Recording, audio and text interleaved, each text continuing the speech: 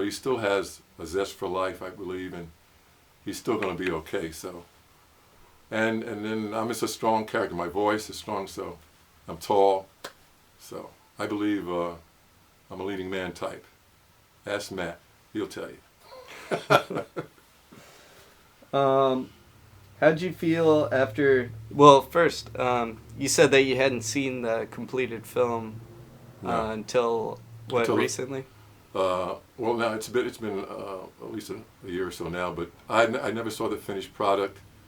I just forgot about it, you know, because what it developed was that, you know, how Amir kept us there and kept us coming back is that, you know, he's saying, you know, I think it was Matt's first or second film.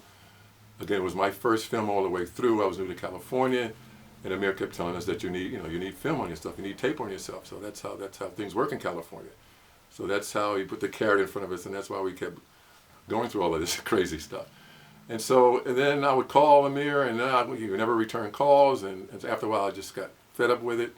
So I just forgot about it. And then because I was really doing a lot of theater in LA, and I'm a theater person, and a lot of people that I had met in New York had come out to LA, and we were doing theater together, had a little theater clique going on. So I just went on with my life. And then I said later on down the line, when I came down to Florida here, you know, to take care of my mother, and that's when I would go to the library, and that's when I started getting these emails, and people were emailing me about Samurai Cop, and I just had no idea. And I was getting emails from around the world, and it was just amazing. And one day a guy, and I mentioned his name, I mentioned it in another interview I did, his name was Brian Pelfrey, I believe, and I told Brian, I said, I'd never seen it. And so he sent me a copy, and I have a copy, it's right over there. That was the first time I ever saw the film. Right on. Now, how'd you feel after seeing the film for the first time? I felt okay. You know, I felt okay. I didn't feel depressed. I think maybe that's why Matt pretended he was dead. I think maybe he felt depressed. I just looked at it for what it was, you know. Sometimes I would cover my face, man, you know. I said, oh my gosh, because some of the stuff is just outrageous. And I remember even when I went out to California to the screening of it, because after all of this fan build-up and everything, I just wanted to experience it for myself and to see it and to feel it. And when I went out to L.A., and these people were really happy. It was people were they were laughing all around me. I know they were laughing at the film and they were laughing with it, and I didn't mind it at all because sometimes it was just outrageous. It was crazy, but it also seemed there was like a sweetness to it. There was a fun thing to it, and so that's how I look at it. And I still look at it that way. And I just hope that when we do it again, that we can capture some of that, because that's what I think about it. Right on. So you didn't think it was, like, how'd you really think about it? Did you think it was well made, or? No, no. It was put together because I could see, you know, how the continuity was off. Sometimes I would see in one scene, I have a gray blazer on, and the scene is still going. Next thing I got a gray suit on, but a lot of people don't pick those things up unless you look at it over and over again. Because again, it was edited pretty good. I don't know who edited it, but it was edited pretty good. And it was a through line, there's a story there. And so you got to really look at it close. But if you keep looking at it over and over, then you'll see a lot of mistakes were made and everything. And it was just what Amir does. You know, I've never seen any of his other films. I think Matt has. I think he's told me he's seen some of his other films. So again, like I did it. I got paid sometimes, and then like I said, I just went on with my life. Cool. Now, did you ever expect Samurai Cop to have such a large cult following? Hell no. Hell no. I again, like I said, I didn't think anything like this was going to happen. When I saw it, like I said, when you asked me the question, I said, hey, it's okay. You know, I wasn't ashamed of what I did, and so it was all right. But I never knew it would have such a cult following like this. I had no idea. And I guess, I mean, it's building and building. Obviously, now we're going to do a sequel. There's talk about even doing something further than that, if if this is okay with the fans. And again, this is all about the fans. The fans that they want to see a sequel. They've donated money to help make this film. I still hear from them like every day, every other day, and so I'm really appreciative of it. And it's somewhat like putting me on the map somewhat. And I never expected anything. I didn't expect this at all. Now, is there anything you would have done differently? Was it filming? Yeah, Filming? like during the filming. No, because again, I was I was younger. I was a bit naive. I just did what I was told. I think in this one I'm still gonna do what I'm told. But again, I'm gonna put more personality into it. I believe I'm more confident as an actor. I'm more seasoned as a human being because it's 25 years later. I know who Frank is. I live with Frank, so so that's that. What is your favorite scene from the film? My favorite scene is when we're coming out of the restaurant, and that's when Matt and I were walking along, and then we get into like the shoot 'em up scene, and then we're running around because bullets are flying everywhere, everything, and then they're shooting up my car. I really like the line about when he shoots up my car and he's going to burn my ass, and then it's already black and all this. And I really like that because of the repertoire that we had, the rapport that myself and Matt had. I really like that. All right. Now we'll flip that. What was your what scene did you just not like out of the film? Well, I mentioned this before, like, because I think we shot just a lot of this, like we were out at this ranch somewhere. I had no idea where we were, and it was hot.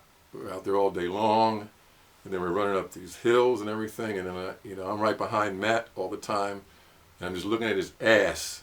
I see his ass all day long. So I get tired of looking at his ass because we're like hours and hours going up these hills and everything. And so I was like, God, well, I just wish this was over with. Yeah. Has anyone ever recognized you from the film?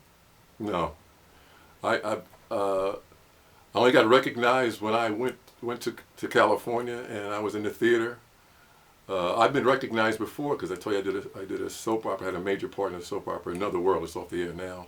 I told you I worked with Morgan Freeman and Joe Morton. Also, he's on Scandal right now. And obviously we know who Morgan Freeman is. And I was on there every day, so, and New York's a walking city, not like LA, so I would walk down the street and I would get recognized. But I got, I used to play sports, so I was kind of used to, in that regard, people knowing who I am. But from Samurai Cop, nothing, unless, when I was out there at the theater, I was signing autographs at the theater, but that's it. What does has your family seen Samurai Cop? My cousin, who you're going to meet later on, I think she saw it years ago. She thought it was very violent. But, it's kind of like cartoonish now. But when she saw it, I think that's what she mentioned. But she'll tell you what she saw. My mother's never seen it. My friends, another guy you're going to meet, he saw it. I mean, since I've been down there, they love it too because I went to a party and they wanted me to bring it because they've been following my career. They knew when I was doing theater and soaps and stuff like that, so they wanted me to bring the movie. So I brought it at a party they had, and I said I really didn't want to bring this movie at a party because who wants to watch a movie at a party? But they wanted to see it, so I put it on, and then the party stopped and everybody just got around and started looking at it. And then they loved it. They really loved it. They were laughing. It was funny, and then they said it was great. And then they had another party down the road. They wanted me to bring it again. I said, no, man, once is enough. I can't bring it. I can't bring it anymore. I just couldn't. I said, well, I want to see it again. I said, we want to see it again. So I never brought it down here, though. Now, what have you been doing since Samurai Cop? Since Samurai Cop, I've been surviving. I did a lot of theater when I was in LA. I went through all these agents. They couldn't get me in to see anybody, and I got fed up with it. And then I was working these jobs because I had to survive. And then I started saying, well, I'm getting older, and I got to start making some money. And so I have an MBA from Columbia University. I'm an Ivy Leaguer, and I put a lot of time in that. In fact, I used to be an executive before I became an actor. So I decided to concentrate on that, and then just put it down for a while, get a regular job, and then invest, and then eventually, if I still wanted to act, then I would come back. So that's what I did, and then during the course of that time, and my mother was getting older, and she was getting ill, and I'm an only child, and so it's my duty to be with my mother. So I just packed up everything in LA, and then I came to Jacksonville, Florida, and I became a caregiver, taking care of my mother, and I took care of her for like close to 3.5 years, and she recently passed a few months ago. And basically that's what I've been doing in a nutshell. I do plan to go back to California. Obviously we're going to do Samurai Cop 2. I have a couple of business ventures that are getting close to being completed. Once they are, then I'm going to move back to California and then start my life, the next part of my life in California.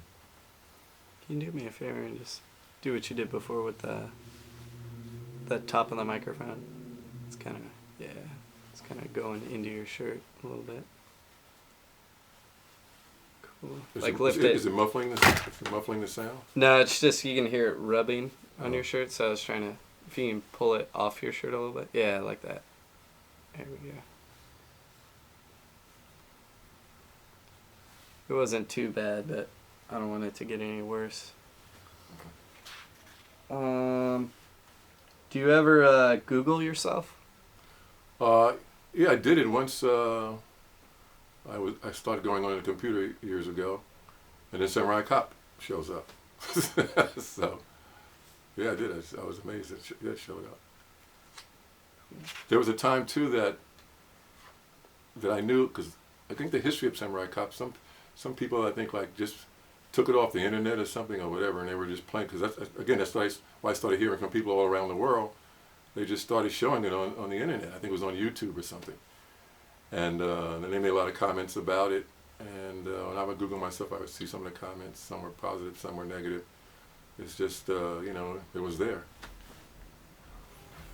How did you feel when you heard the news about your co-star Matt being dead? Obviously, I was sad because I knew Matt was a young man, and it went on for such a long time that obviously I believed it. Because again, I like Matt. We worked well together, and I was very sad when I heard that he died. So you believed it? Yeah, I believed it wholeheartedly. I had no reason not to believe it, because I didn't really have that much contact with him after we finished filming.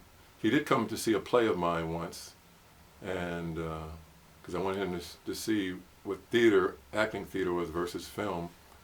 And then after that, I don't think I ever saw him anymore. And then I heard that he passed. Where'd you hear that news from? I think I heard it over the internet, because I had no contact with anybody that knew him that I knew. So I guess I had to hear it on the internet. Yeah. Do you feel like you've grown since Samurai Cop? Yeah.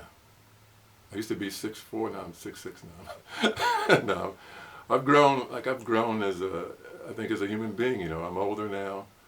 I like to think I'm a bit more mature. Sometimes I question that, but I think I am. I've always had a good feel for people. Some of the things I'll show you later on, like in high school, I was like president of my class in high school, freshman, sophomore